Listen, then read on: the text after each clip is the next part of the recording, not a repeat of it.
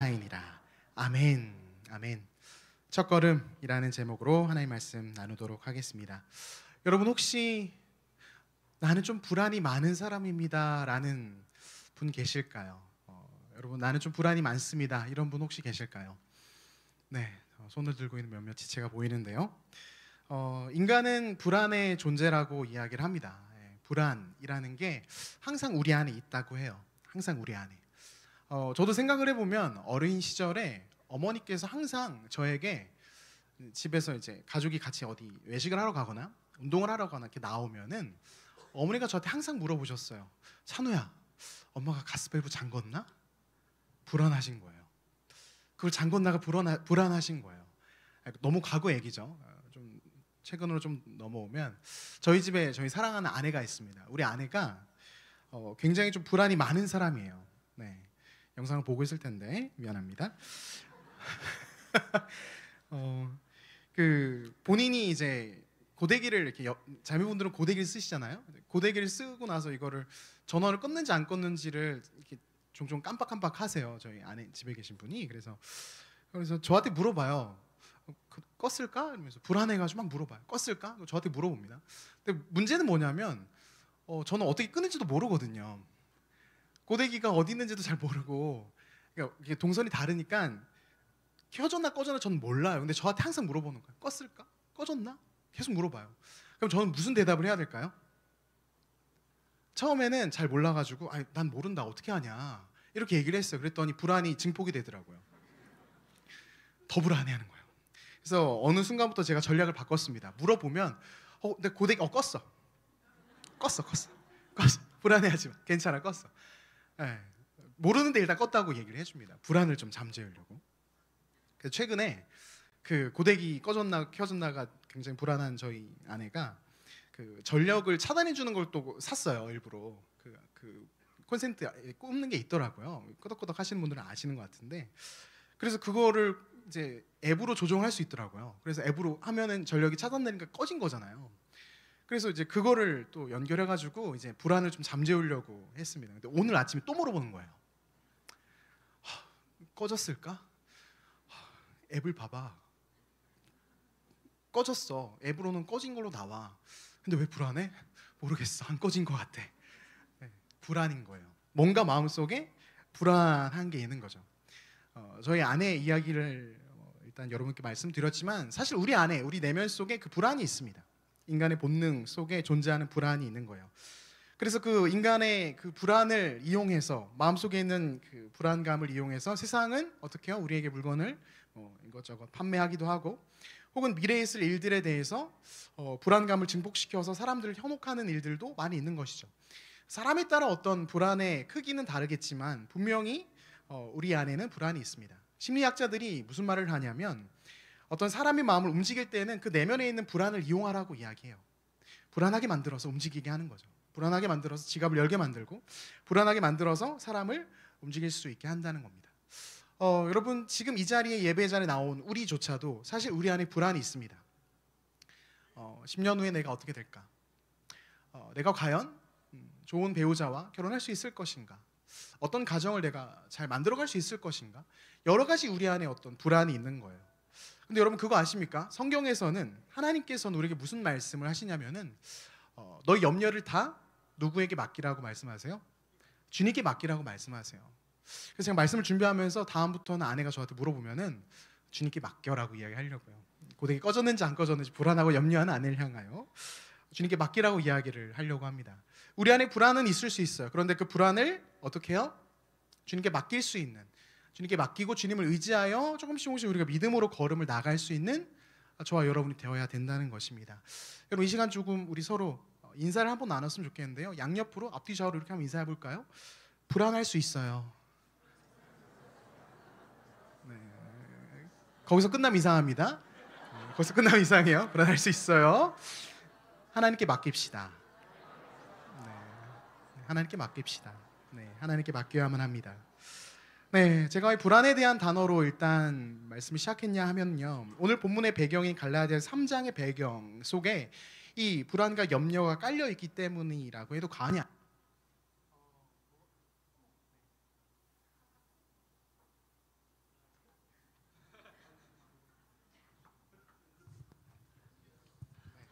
네, 하나님께 맡기고, 네, 이거는 맡겨드리고, 네, 유선으로 넘어왔습니다. 네, 여러분, 갈라디아서 3장의 상황을 살펴보면요, 그때 당시에 그 사도 바울이 많은 이제 사람들을 만나면서 복음을 전했습니다. 사도 바울이 갈라디아 교회에 있는 성도들을 처음 만났을 때 그들에게 복음을 가르칠 때 무엇으로 가르쳤냐면, 당신들이 구원을 얻기 위해선 예수 그리스도를 믿는 믿음으로 구원을 얻을 수 있다라고 사도 바울이 가르쳤어요. 오직 그 믿음만 필요하다는 거죠. 믿음으로 구원을 얻을 수 있다. 믿음 말고 다른 것이 중요한 게 아니다라고 사도 바울이 그렇게 가르쳤습니다. 그래서 갈라디아 교회는 예수 그리스도를 믿는 믿음으로 성도들이 모이기 시작했고, 그 믿음으로 교회가 시작이 되었어요. 그런데 어느 날 갑자기 그 갈라디아 교회 성도들 사이에 누군가가 다가와서 어떤 이야기를 하는 겁니다. 무엇을 말하냐면, 여러분, 믿음만으로 구원을 얻을 수 있다고 생각하십니까? 아닙니다. 믿음만으로는 충분치 않다라고 이야기하는 거예요. 그들 가운데 무엇을 자극하는 거죠? 불안을 자극하는 거죠. 믿음만으로는 구원을 받을 수 없다. 다른 구원을 받기 위한 여러 가지 조건들이 더 필요하다라는 이야기를 하는 거예요. 여러분, 이 모습, 거짓 교사가 들어와서 다른 복음을 말하는 이 모습을 가리켜서 사도 바울은 갈라디아 교회 성도들을 향해서, 왜 여러분 다른 복음에 흔들리십니까? 왜 여러분 다른 복음에 자꾸 마음을 빼앗기고 흔들리십니까? 라고 사도 바울이 이야기를 했습니다. 인간의 불안을 이용하여 구원의 영역까지도 어떤 뭔가 행위가 필요하다라고 말하는 거예요. 무엇을 하면, 무엇을 하나님께 드리면, 어떤 종교적 어떤 걸 열심을 내면 구원을 받을 수 있다. 갈라디아 교회 성도들에게 들렸던 이야기는 할례를 하고 율법의 계명들을 다 지켜야만 구원을 받을 수 있다는 이야기를 했습니다. 믿음만이 아니라 어떤 행위들, 이런 것들을 해야만 구원을 받을 수 있다라고 이야기를 했어요. 무엇이에요? 믿음이 아닌 다른 것들을 가미시키는 것이죠. 다른 것들을 계속 이야기하는 겁니다. 여러분, 오늘날도 마찬가지입니다. 인간의 불안을 이용해서 구원에 대한 영역들을 불안하게 만들고 다른 것들을 해야 된다라고 이야기하는, 우리가 잘 알고 있는 사이비 집단, 혹은 최근에, 좀 최근이라고 하기엔 그렇지만 얼마 전에 이제 그 넷플릭스에서 반영됐던 그런 다른 복음을 말하는 사람들의 그 집단의 모습을 보면 어떻습니까? 바로 그런 거예요. 불안을 이용해서 이것도 해야 되고 저것도 해야 되고 봉사도 해야 되고 돈도 내야 되고 심지어 육체적 어떤 헌신까지도 요구하는 말도 안 되는 이야기들을 한다는 거죠. 무엇을 이용해서요? 불안을 이용해서. 너의 구원이 믿음만으로 부족해. 아니야, 다른 거 더 해야 돼. 이것도 필요해. 이거 너 안 하면 구원받지 못해라고 불안하게 만드는 거예요. 결국 그 불안이라는 것을 조장하여 사람들을 현혹시키는 거죠. 우리가 그런 영상이나 어떤 사이비 집단들의 어떤 내용들을 텍스트로나 영상으로 보면 어떻게 저런 얼토당토 않는 이야기 넘어가나 싶거든요. 어떻게 저런 이야기에 반응하지 싶어요. 그런데 그 환경과 상황 속에 갇히면 그 불안에 사로잡혀서 쩔쩔매게 된다는 거예요. 결국 무엇입니까? 우리의 구원의 영역조차도 믿음이 아닌 다른 것을 더 가미시키려고 하는 이 세상의 어떤 모습들을 계속 보는 것이죠. 이단을 비롯한 오늘날 존재하는 많은 종교들이 사실은 다 그렇습니다. 무엇을 말해요? 믿음만으로, 우리의 행위 없이 믿음만으로 구원을 받을 수 있다라고 말하는 것은 아무것도 없어요. 인간이 어떤 것을 계속 요구합니다. 어떤 행동들, 어떤 헌신된 어떤 모습들, 그런 것들을 계속 요구해요. 구원받기 위해서 무엇인가를 해야 한다라고 말하는 것, 그리고 이것을 성경적으로는 다른 복음이라고 이야기하는 것입니다. 여러분, 그런데 우리가 믿고 있는 이 기독교, 이 예수 그리스도를 믿는 우리의 신앙에서는 무엇을 말합니까? 유일하게 여러 종교들 가운데 여러 많은 말들을 하는, 생명과 구원을 말하는 많은 이들 가운데 유일하게 교회에서만 무엇을 말해요? 믿음만 있으면 된다고 이야기해요. 그 구원의 조건으로 인간의 어떠함을 말하지 않습니다. 인간의 어떠한 것들을 통해서 구원을 받는다고 말하지 않아요. 우리는 어떻게 해요? 오직 믿음, 오직 예수 그리스도를 믿는 그 믿음만으로 우리가 구원을 받을 수 있다라고 성경은 우리에게 가르쳐 주신다는 거예요. 그래서 여러분, 갈라디아서 2장 16절에 이렇게 말씀을 기록하고 있습니다. 같이 한번 읽어볼까요? 갈라디아서 2장 16절 같이 읽습니다. 시작. 사람이 의롭게 되는 것은 율법의 행위로 말미암음이 아니요 오직 예수 그리스도를 믿음으로 말미암는 줄 알므로 우리도 그리스도 예수를 믿나니 이는 우리가 율법의 행위로서가 아니고 그리스도를 믿음으로써 의롭다함을 얻으려 함이라. 율법의 행위로서는 의롭다함을 얻을 육체가 없느니라. 아멘. 의롭게 되는 것은 행위가 아니라 무엇이라고요? 믿음이라고 이야기하는 거예요. 로마서 5장 1절에서 2절은 제가 읽겠습니다. 여기서도 이렇게 말씀하고 있어요. 그러므로 우리가 믿음으로 의롭다 하심을 받았으니 우리 주 예수 그리스도로 말미암아 하나님과 화평을 누리자. 또한 그로 말미암아 우리가 믿음으로 서 있는 이 은혜에 들어감을 얻었으며 하나님의 영광을 바라고 즐거워하느니라. 아멘.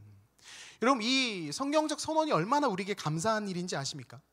인간의 어떠한 노력이 필요 없다는 거예요. 아니요, 인간의 어떠한 노력으로는 결코 구원을 얻을 수 없다는 거죠. 인간의 노력이 아닌 어떻게 해요? 하나님을 믿는 그 믿음, 예수 그리스도를 믿는 그 믿음만으로 우리가 구원을 받고 하나님 앞에 나아갈 수 있다는 거예요. 성경은 우리를 향해서 인간의 노력, 인간의 어떠한 행위, 이것으로는 결코 하나님 앞에 닿을 수 없다고 말합니다. 모든 사람이 죄를 범하였으니 하나님 영광에 이르지 못하더니. 우리는 죄인입니다.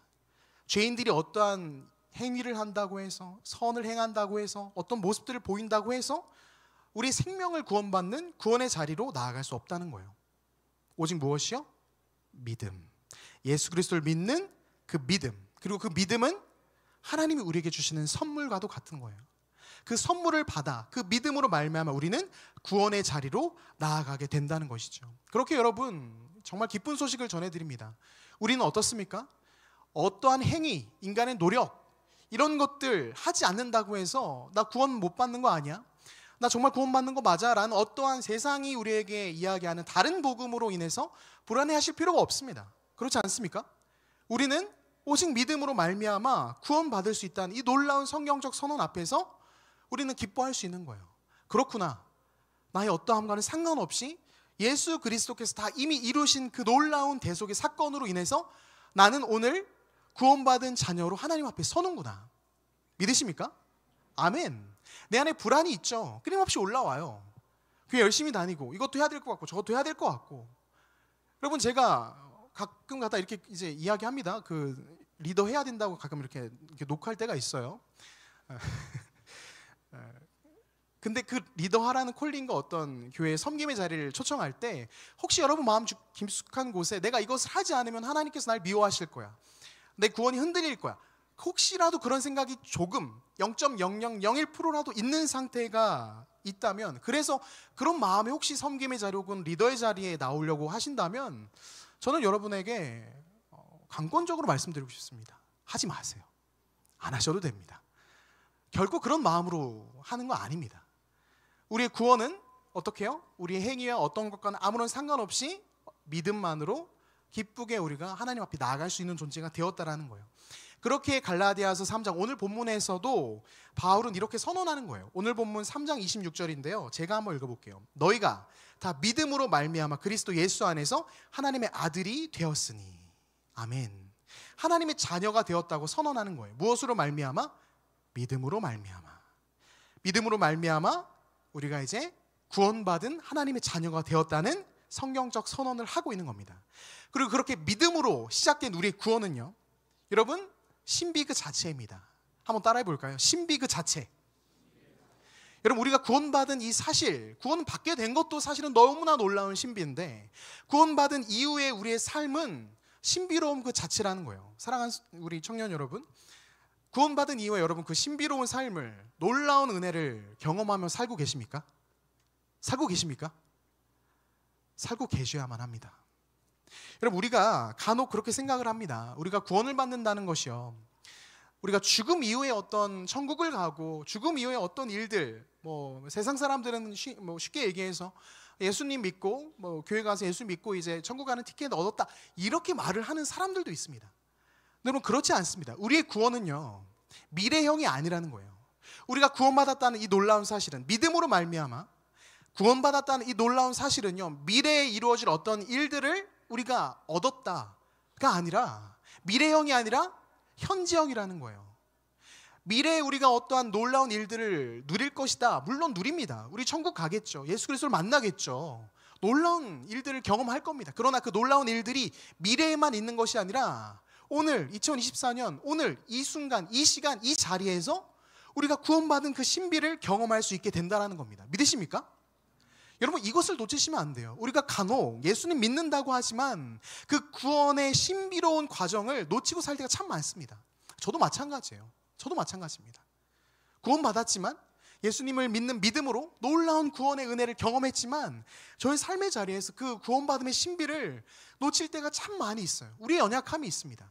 그러나 성경은 무엇을 말하냐면 구원받은 자녀들에게 허락된 놀라운 특권, 하나님께서 주시는 복이 미래에 있는 것이 아니라 현재에 있다는 거예요. 현재. 그래서 갈라디아서 3장 오늘 본문 26절 27절에 이렇게 이야기하고 있어요. 우리 26절 27절 같이 한번 읽어볼까요? 같이 읽습니다. 시작. 너희가 다 믿음으로 말미암아 그리스도 예수 안에서 하나님의 아들이 되었으니 누구든지 그리스도와 합하기 위하여 세례를 받은 자는 그리스도로 옷 입었느니라. 아멘. 믿음으로 구원을 받았으니 훗날 하나님의 자녀가 될 것이다 라고 하지 않습니다. 믿음으로 구원을 받았으니 훗날 그리스도로 옷 입을 것이다 라고 말하지 않아요. 어떻게 이야기합니까? 믿음으로 구원을 받았으니 바로 그 순간, 그 시간 하나님의 자녀가 되는 거예요. 바로 그 순간 그리스도로 옷 입는 거예요. 미래에 일어날 어떠한 일이 아니라 즉시로 그 순간 그 자리에서 경험하는 것이죠. 미래의 어떠함이 아니라 현재의 어떠함이라는 겁니다. 그래서 여러분, 우리의 일상의 시간들, 우리의 하루하루의 시간들이 사실은 구원받은 자녀로서 그 시간들을 경험하며 살아가셔야 돼요. 믿으십니까? 여러분, 우리가 교회에 와서 주일에 예배드리는 이 시간만큼만 하나님을 만나고 구원받은 자녀로서의 어떤 것을 경험한다? 찬양이 너무나도 귀에 잘 들어오고 마음에 따뜻함이 밀려오고 감동이 밀려오고 그래서 은혜를 누렸다라고 생각하고 집에 돌아가서 나머지 월화수목 금토는 그 어떠한 은혜를 누리지 못하고 살아간다? 아니요, 그렇지 않은 거예요. 주일에서만, 이 자리에서, 이 예배 시간에서만 맛보는 은혜가 아니라 실은 구원받은 우리들은 어떻다고요? 여러분의 모든 순간들 가운데 구원의 신비를 경험하며 살아가야 된다는 거예요. 구원은 오늘 바로 이 시간 이 자리에서 예수 그리스도와 함께 살아갈 수 있게 됐다는 것을 여러분 기억하셔야 되는 거예요. 우리 안에 누가 계십니까? 예수의 영이신 성령 하나님 계시는 거예요. 그래서 구원받은 우리는 믿음으로 말미암아 성령님과 매 순간 동행할 수 있게 된다는 거죠. 구원받은 삶이 이전과는 어때요? 다른 삶이 되는 거예요. 이전에는 나의 노력으로, 나의 어떠함으로, 인간의 어떤 행위로 내가 무엇인가를 이루려고 하고 무엇인가를 달성해야만 내가 살 것처럼 느껴지죠. 그게 우리의 연약함 아닙니까? 구원받기 이전의 삶은. 그런데 어떻다고요? 구원받은 이후의 삶은 예수 그리스도를 믿는 믿음으로 말미암아 이전과 전혀 다른 삶의 모습으로 나아가야 된다는 거예요. 왜요? 하나님의 자녀가 되었으니까. 왜요? 예수 그리스도로 옷 입었으니까. 죄된 내 마음과 연약함으로 살아가는 인생이 아니라 예수 그리스도라는 놀라운 구원의 그 옷을 입고 성령님과 함께 동행하는 삶을 우리가 살기 때문에, 그렇기 때문에 달라야 한다라는 겁니다. 다를 수 있다라는 것입니다. 여러분, 제가 이렇게 이야기하는 것이 허공에 외치는 소리가 아니잖아요. 사도행전에 우리가 잘 알고 있는 사도 바울은 어떻습니까? 그가 어떤 삶을 살았어요? 교회를 박해하는 사람이었죠. 예수 믿는 사람들 싫어했던 사람이었죠. 그런데 그가 다메섹 도상에서 누굴 만납니까? 예수님을 만나고 그가 세례를 받고 눈이 띄어져서 그의 삶이 어떻게 바뀝니까? 이전과 다른 삶의 모습으로 바뀌어가는 거예요. 성령이 그 안에 역사하시자 성령이 그 안에 사도 바울을 이제는 사울이 아닌 바울로 만들어 가시자 어떻게 됩니까? 존재적으로 변화된 사람이 되었다라는 겁니다. 같이 한번 따라해 볼까요? 존재적 변화. 사랑하는 청년 여러분, 저와 여러분은 믿음으로 말미암아 존재적 변화를 이룬 사람들이에요. 이전 것은 지나갔으니 보라 새 것이 되었도다. 여러분, 그 말씀을 암송하지 않습니까? 입술로는 고백하지 않습니까? 새 것이 되었도다. 예수 그리스도로 옷 입은 우리는 새로운 삶을 살게 되는, 살 수 있는 그런 다른 존재가 되었다라는 거예요. 성령 하나님이 우리 안에 계시기에, 그 하나님과 동행하기에 우리의 삶은 이전과 같을 수 없는 것이죠. 이전 것은 지나갔으니 보라 새 것이 되었도다. 그래서 여러분께 다시 한번 질문 드리는 거예요. 여러분, 새 것이 된 성령 하나님과 동행하는 구원받은 자녀로서의 걸음을 살아내고 계십니까? 그 걸음을 살아갈 수 있도록 성령 하나님 우리에게 보내주셨는데, 우리 안에 성령께서 말씀하시는데, 끊임없이 말씀하시는데 그 성령 하나님의 음성에 귀 기울이지 않고 그저 내 생각과 내 마음과 육체적 어떠한 내가 이걸 하면 이렇게 될 것 같고 이걸 선택하면 이렇게 될 것 같고 육체의 옷을 입은 연약한 나의 생각으로 말미암아 성령 하나님을 의지하지 못하고 그분과 아무런 상관없는 모습으로 내가 살아가고 있다면 우리는 어떤 존재입니까? 다른 존재가 되었음에도 불구하고 그 놀라운 신비를 누리지 못하게 되는 것이죠. 오늘날 한국교회를 가리켜서 많은 손가락질을 하고 우려 섞인 이야기들을 많이 합니다. 그 모습을 보면서 여러분 어떤 생각을 합니까? 그렇지, 한국교회가 참 안타깝고 슬프지. 근데 여러분 그거 아십니까? 여러분 스스로가 한국교회입니다. 제가 한국교회이고요. 오늘 학습 입교 세례를 받는 이 귀한 지체들이 한국교회예요. 여러분이 교회입니다. 나부터 사실은 어떻게 해요? 다른 존재로서 구원의 신비를 경험하며 살아가는 성령 하나님과 동행하는 놀라운 그 신비로운 삶을 저와 여러분이 살아내야 되거든요. 어떤 지체가 저한테 그러더라고요. 목사님, 말씀을 순종하는 게 어렵습니다. 말씀을 따라 살아가기 너무 어려워요. 목사님, 저 그래서 못하겠어요. 포기하고 싶어요. 안 할래요. 성경 읽기 싫어요. 그렇게 말하는 지체에게 제가 한 가지 이야기합니다. 자매 안에 성령 하나님이 계셔서 그 성령 하나님께서 말씀을 순종할 수 있는 힘을 주실 것이다. 성령 하나님을 의지하여 어떻게 해요? 자기를 부인하고 그 성령 하나님의 이끄심을 따라 한 걸음 한 걸음 나아가라라고 제가 이야기를 합니다. 사랑하는 청년 여러분, 오늘 너무나도 귀하고 복된 날이거든요. 근데 이 귀하고 복된 날이 이 예식기에 참여하는 이 지체들에게만 복되고 귀한 날이 아닙니다. 우리 모두에게도 다시 한번 내가 새로운 존재지, 맞아, 이전 것은 지나가고 보라 새 것이 된 성령 하나님이 내 안에 계신 나는 다른 존재지라는 나의 정체성을 다시 한번 확인하는 이 고백의 시간이 오늘 이 예배라는 것입니다. 그래서 내가 누릴 구원은 미래의 어떠한 것이 아니라 현재 오늘 이 순간 이 자리에서, 그리고 내일 직장에 가서 직장으로 가는 그 출근길 그 걸음 속에서도 무엇을 누리는 거예요? 구원을 받은 자로서 나 혼자 힘겹게 육체의 걸음을 뚜벅뚜벅 걷고 쓰러지는 그런 걸음이 아니라 내 안에는 성령 하나님과 한 걸음 한 걸음 가는 거예요. 그래서 구원의 신비를 경험하는 하나님의 사람들이 되어야 된다는 것이죠. 여러분 유튜브 다 많이 하시겠지만 저도 유튜브를 이렇게 자주 봅니다. 이것저것 좀 궁금한 것도 있고 해서 보긴 하는데 최근에 조금 됐어요. 한 달 정도 된 것 같은데 어떤 메커니즘 때문인지 모르겠지만 어떤 알고리즘 때문인지 모르겠지만 제 유튜브의 추천 영상 중에 무당이 자꾸 떠요.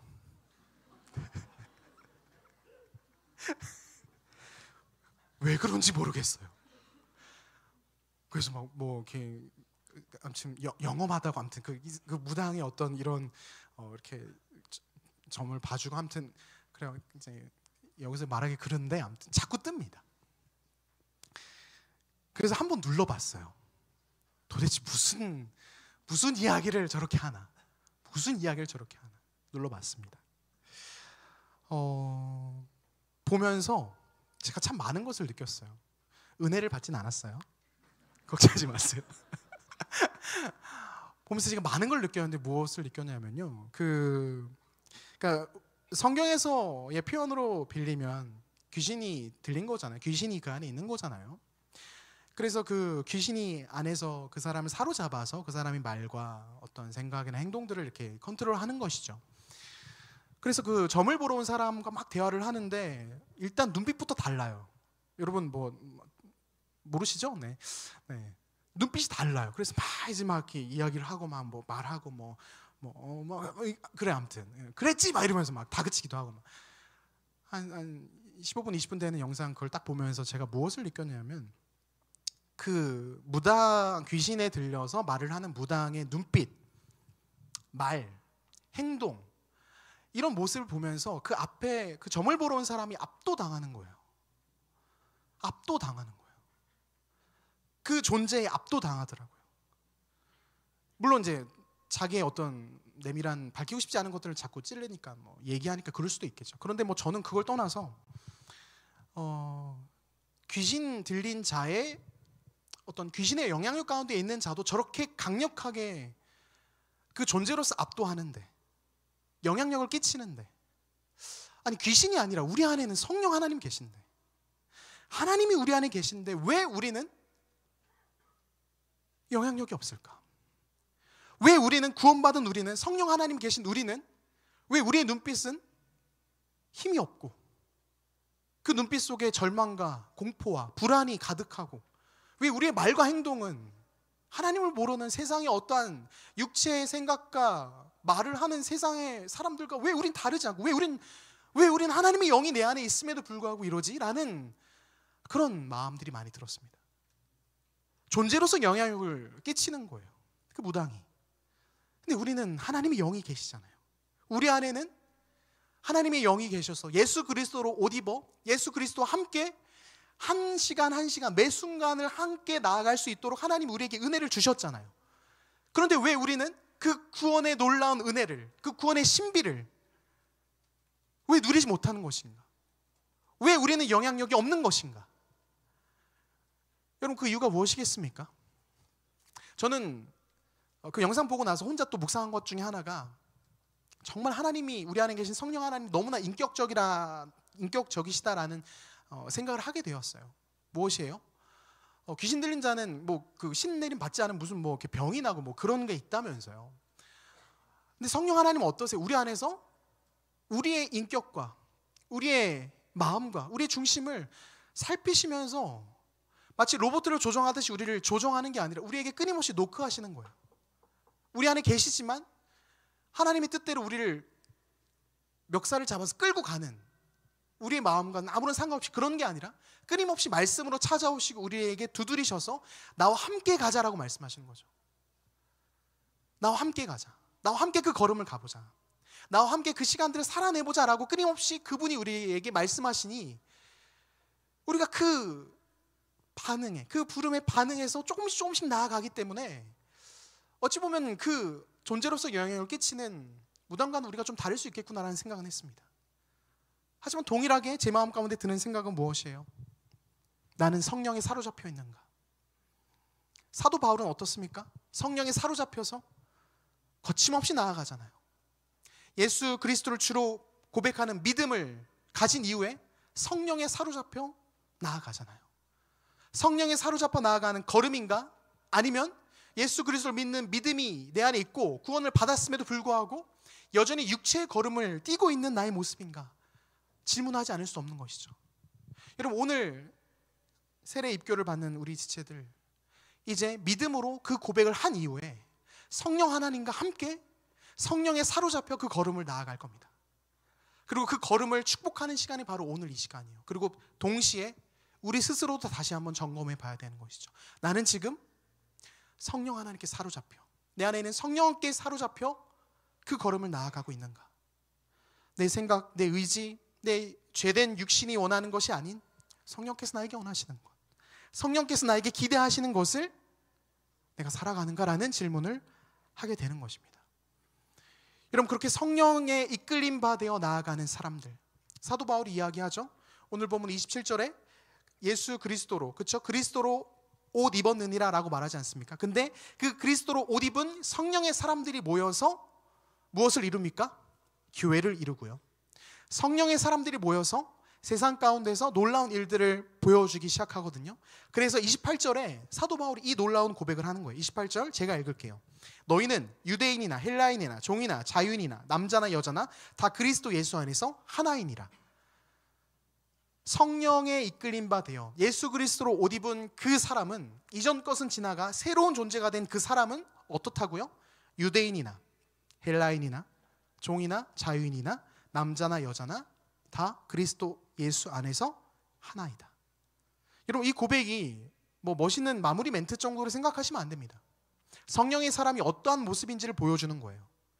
유대인과 헬라인 사이가 어땠습니까? 결코 좋지 않았죠. 유대인들은 이방인들을 거의 개처럼 여겼어요.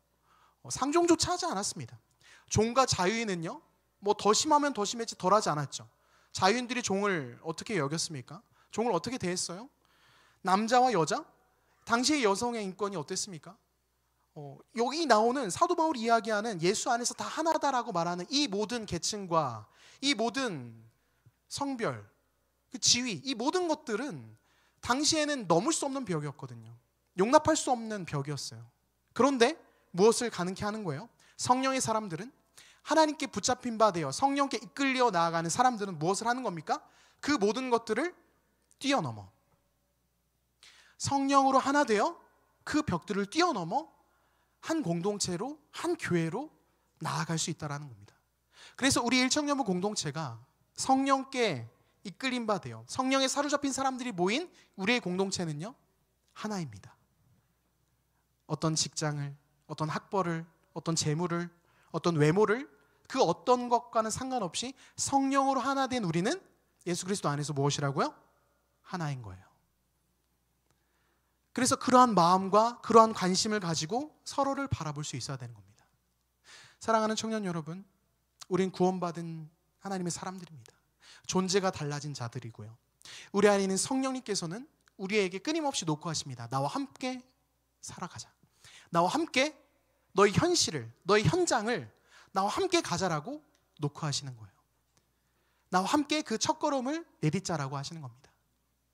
여러분, 걸음마를 한 걸음 한 걸음 뛰는 그 아기의 모습을 여러분 떠올려 보십시오.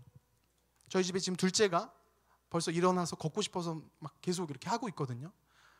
근데 굉장히 볼 때 휘청이 좀 불안불안합니다. 그런데 언젠가 그 아이는 혼자 걸을 거예요. 걸음을 뛰어 나갈 겁니다. 근데 처음에는 불안해요. 어색하고 쉽지 않습니다. 육체의 걸음을 걷던 우리가 그 육체의 걸음이 아닌 성령에 사로잡혀 내딛는 그 첫 걸음은요, 아기가 마치 처음에 걸으려고 막 이렇게 몸부림 하듯이 쉽지 않은 걸음일 겁니다. 그래서 오늘 입교와 세례를 받는 우리 지체들, 그 첫걸음이 쉽지 않을 수 있다라고 저는 이야기해드리고 싶어요. 그러나 한 가지 기억하십시오. 그 아이가 처음에는 좀 휘청휘청하고 그 걸음이 불안해 보이지만 조금 더 힘이 생기고 그 걸음이 익숙해지면 어떻게 됩니까? 그 아이가 걷기 시작하고 뛰기 시작합니다. 성령 하나님과 함께 걷는 걸음이 처음에 어색할 수 있어요. 성령님께 물어야 되거든요. 성령님께 그 마음을 물어야 되거든요. 어색합니다. 그래서 결정도 더뎌질 수도 있고 이 결정이 맞는 것인가 불안할 수도 있어요. 그러나 그 걸음을 한 걸음 한 걸음 해 나갈 때 어떻게 해요? 걸음에 자신감이 붙기 시작하는 거예요. 아, 맞구나. 성령님과 함께 걷는, 다른 존재로서 걷는 이 걸음이 맞구나. 이게 나에게 힘이 있구나. 이게 하나님과 함께하는 걸음이구나 라고 고백하고 나아가는 것입니다. 그래서 처음에 걸음만은 어색할 수 있지만 그 첫걸음을 떼고 나아갈 때 먼 훗날 달려갈 것을 꿈꾸며 달려가시는 겁니다. 사랑하는 청년 여러분, 우리의 걸음은 어떻습니까? 성령 하나님과 함께 걷고 계십니까? 성령 하나님과 함께 뛰고 계십니까? 내일부터 다시 우리의 일상은 시작될 겁니다. 그 일상의 자리에서 성령 하나님과 함께 걷고 뛰는 구원받은 저 여러분 되기를 간절히 소망합니다. 이 시간 제가